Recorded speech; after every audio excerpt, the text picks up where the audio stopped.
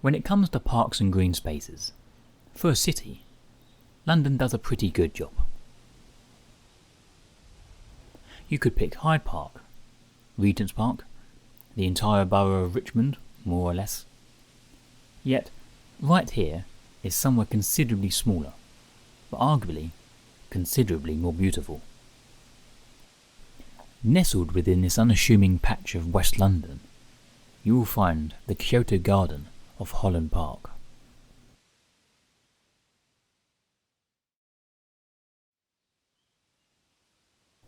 As the name suggests, this very Japanese-style garden takes the concepts and aesthetics of those found roughly 6,000 miles away and implements them into a wonderful public space that everyone can freely enjoy. Upon entry, the first thing you'll notice is a large central pond filled with different varieties of koi and a path that follows its entire circumference, along which you can encounter some stone lanterns called ishidoro, some exquisite specimens of Japanese maple, and maybe even catch a glimpse of a peacock or heron enjoying the surroundings.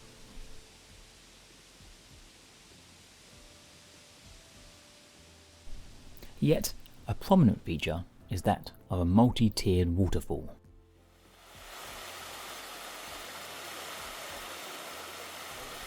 Found at the far end of this plot, this rocky cascade is no simple water feature, but rather a majestic recreation of a naturally flowing current where its waters rush down from an unseen location. The water passes underneath a small stone bridge which you must cross as part of the journey around. It's only when you get near to this point that you notice how surprisingly strong the flow of water is.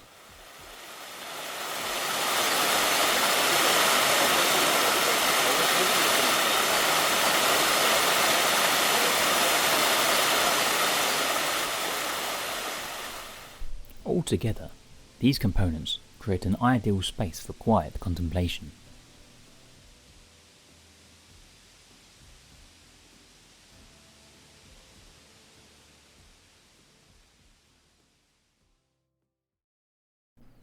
What may come as a surprise to many, including myself at the time, is that the Kyoto Garden in Holland Park has existed going on for 35 years.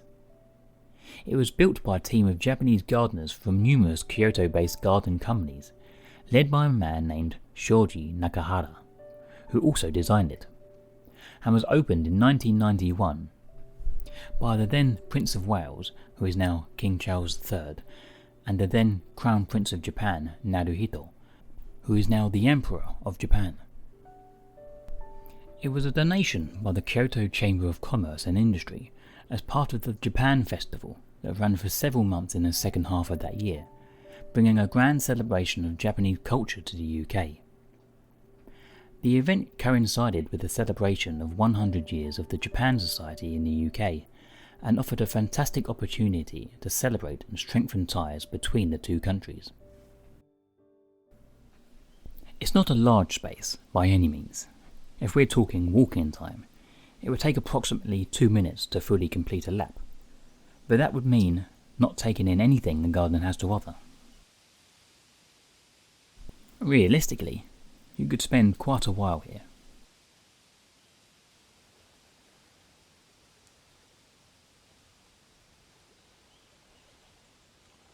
As you walk around, you're presented with different outlooks, and you spot things that couldn't be seen from other areas. This is a core aspect of a Japanese stroll garden, and it makes you want to do multiple laps around to see what else can be seen from each viewing point. Sure enough, as you continue your journey, you'll begin to notice other smaller curiosities designed to pique your interest.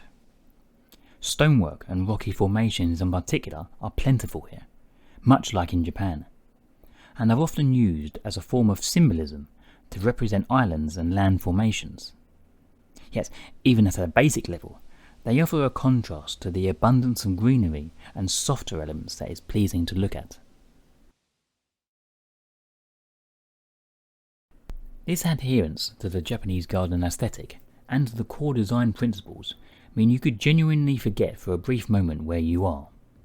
If we were to compare Kyoto Garden to some of Japan's famous counterparts, you may be shocked at how closely they resemble each other, or at the very least, you may start to recognise components that can be seen in both locations.